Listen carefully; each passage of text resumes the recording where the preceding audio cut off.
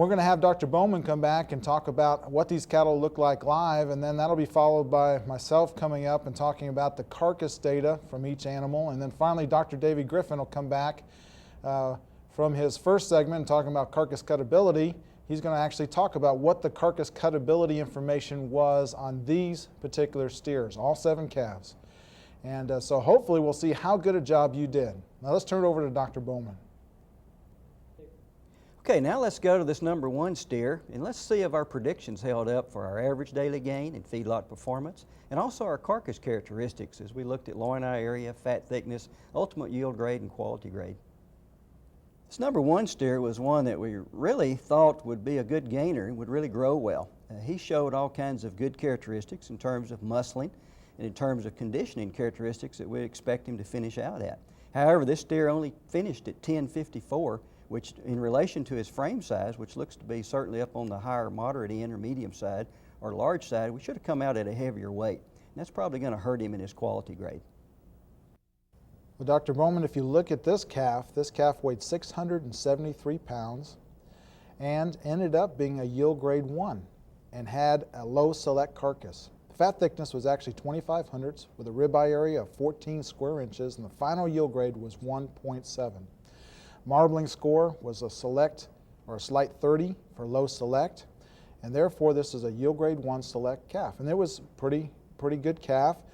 Not all cattle have to grade choice, and this one didn't, but at least it was a yield grade 1. And so when you put those 2 factors, I think we'll find out that this calf will perform well when it goes into the form of closely trimmed boxed beef.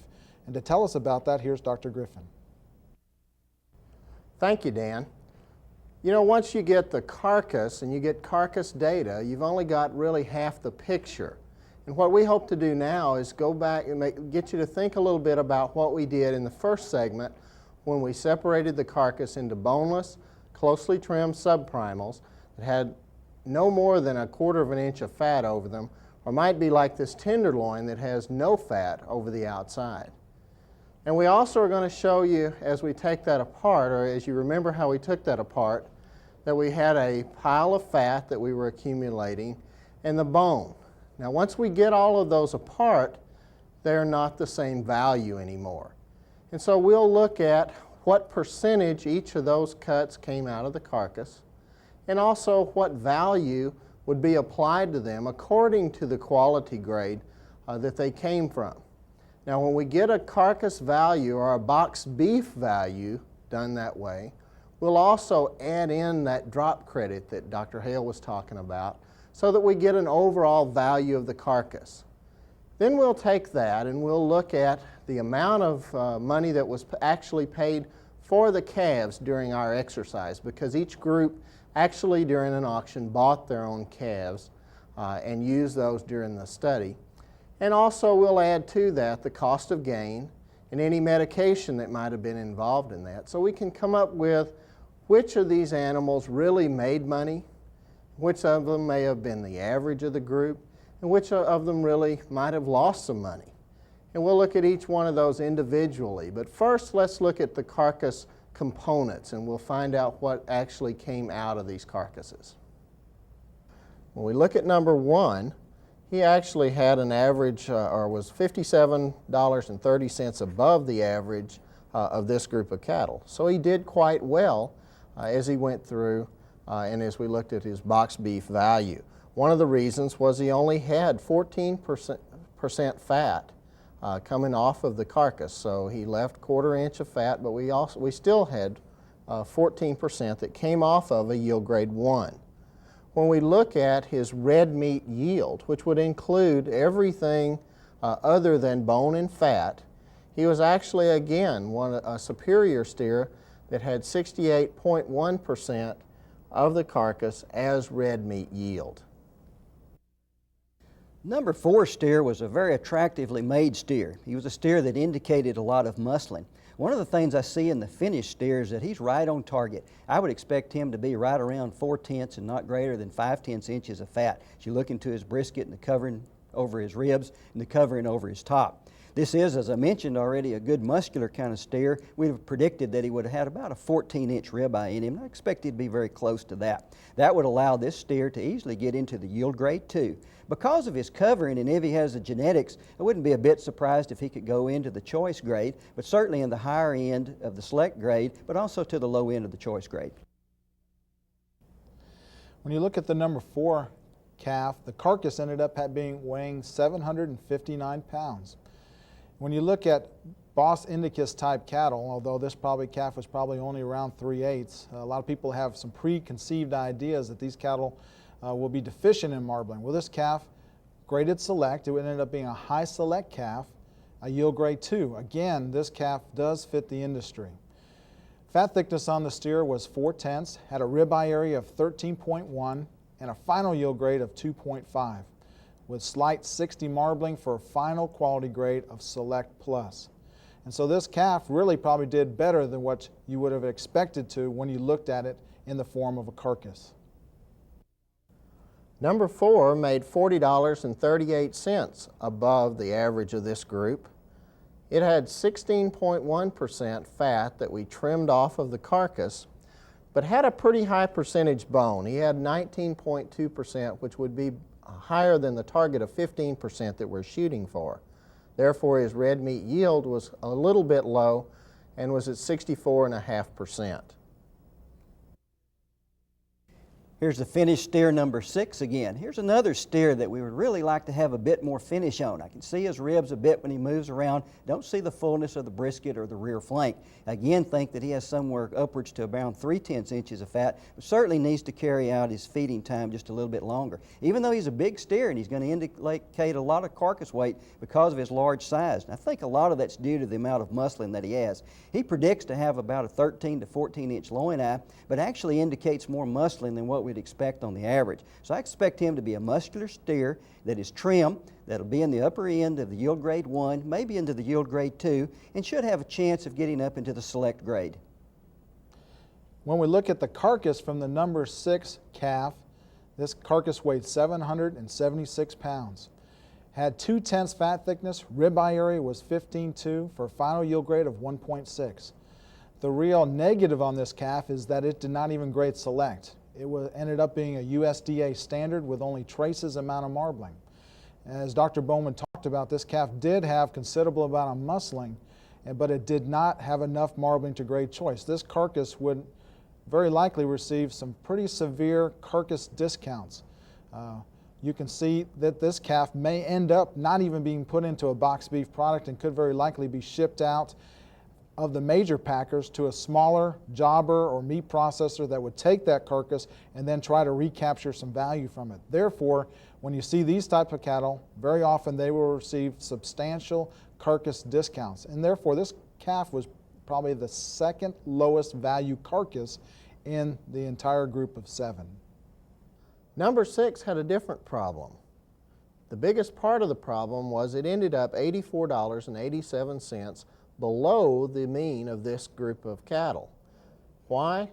Not because he was low or high in fat percentage. He only had 14.5% fat on a yield grade 1.6, which is very expectable when you look at fat thickness on yield grade 1s. The problem was he was a standard. And so instead of being cut and put into box beef like the normal run of cattle would be, he actually might be discounted and sold at a substantial discount so that not to slow the packers down and to try to have to find a different market for those cattle. Or he might be put into a no-roll box, and you really can't tell at this point in time. His percent red meat yield was very acceptable at 66.5%, but because he was only a standard, he takes a substantial discount on the market. Another well-finished steer, the number 7 steer that came to us with an average daily gain of 3.8, did really well in the feedlot. And I think we can see that due to the roominess of his middle, the volume that he has, and certainly the pronounced amount of muscling. He's also a well-finished steer that I would predict to be somewhere around 4/10 to 5/10 inches of fat. The Prediction would be on an average muscled steer to be around 14 to 14.5 inches in his loin eye, but he appears to be at least that and maybe slightly more muscular. This would allow this steer to yield grade into the yield grade 2 area, and also would be a steer because of the amount of finish that he had, would also have a chance to move into the choice grade. He's at least a select steer and hopefully would move to the choice area. The number 7 Carcass weighed 857 pounds, as you could see from the round, fairly muscular, actually had the largest ribeye of all 7 steers that we looked at today. Ended up having a fat thickness of 5/10, a ribeye area of 16 square inches for a final yield grade of 2.3. Again, another select carcass with slight 50 marbling for high select.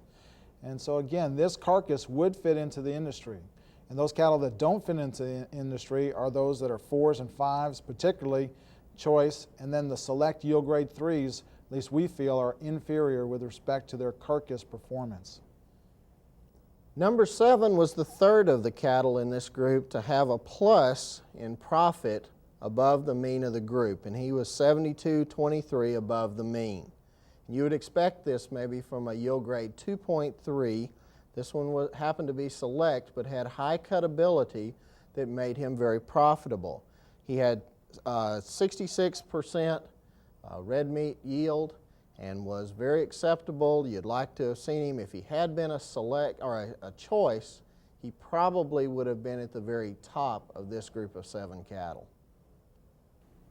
You should have found the number 10 steer to be a steer that was carrying the greatest amount of finish within the group. He's a steer that shows a lot of fullness and deepness down into his brisket, and certainly a lot of fat covering over his top, behind his shoulders, down into his ribs. We just note him to being a fat steer. We get into a lot of trouble sometimes predicting these up over 6/10 up to an inch, but I think this would easily be a steer that would be 6/10, 7/10, and maybe even 8/10. He is a steer, though, that looks fairly flaccid in his muscling. Even though he should predict to have somewhere around a 13 or 14-inch loin eye, he appears to be a steer that's much lighter than that, and I would certainly not want to give him over 12 inches, maybe between the 11 and 12 area. That would actually bring him into the higher end of the yield grade 3, or maybe into the yield grade 4. But I certainly would expect this steer, because of the finish that he has, early maturity that he shows, to be a choice grade quality steer. Well, as we go from the round to the ribeye shot on this number 10 Carcass, notice quite a bit of the fat cover. You don't see the blueness over the round, and there's a lot of fat opposite the ribeye at the 12/13 rib cross section.